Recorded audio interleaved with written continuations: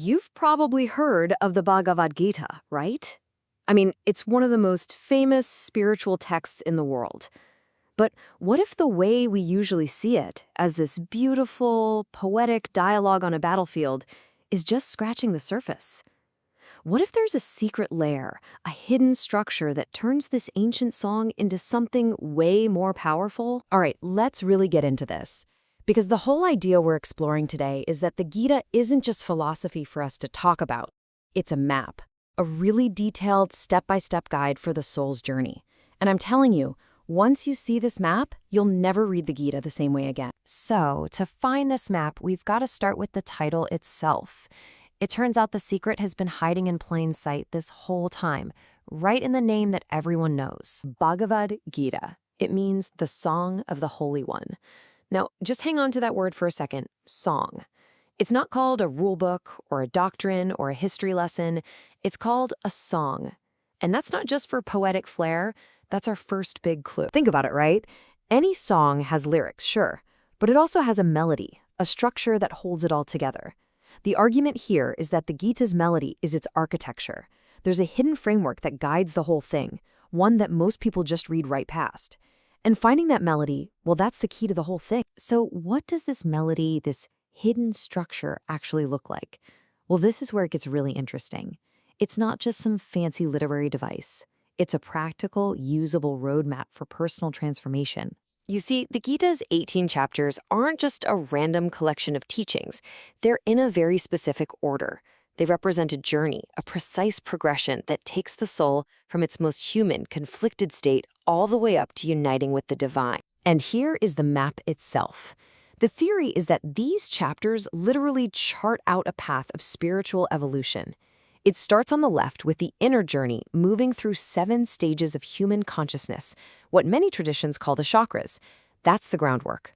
Then, once that's established, the journey moves to the right, expanding outward and upward through the different spiritual planes of the cosmos, aiming for that ultimate divine union.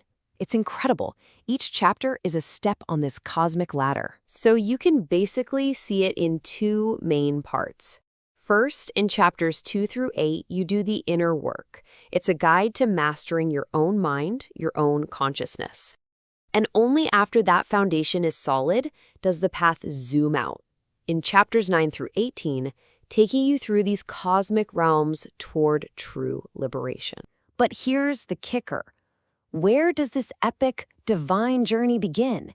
It doesn't start in a peaceful monastery or with a moment of profound wisdom. No, it starts with a total, gut-wrenching, absolute crisis. So, let's set the scene. Our hero is Arjuna, this legendary warrior. He's in his chariot, parked right between 2 gigantic armies. He looks across the battlefield to size up the enemy, and he doesn't see monsters. He sees his cousins, his grandfathers, his beloved teachers, and his friends. Everyone he cares about is literally lined up and ready to kill him. And that's where the journey begins. And his reaction is not what you'd expect from a great warrior. It's a complete physical and emotional collapse. You can just feel how real it is in his words. His famous, legendary bow, Gandiva, it just slips out of his hand. He can't even stand up. He's completely paralyzed by the sheer horror of what he's being asked to do. His entire world, his identity, is just crumbling. And this is the moment. He completely rejects the entire point of the war. Victory, power, the kingdom, all of it becomes totally worthless to him when faced with this impossible moral choice. So this crisis, this breakdown, it's not just about one guy's terrible day at the office. It's meant to show us a fundamental conflict at the very heart of being human.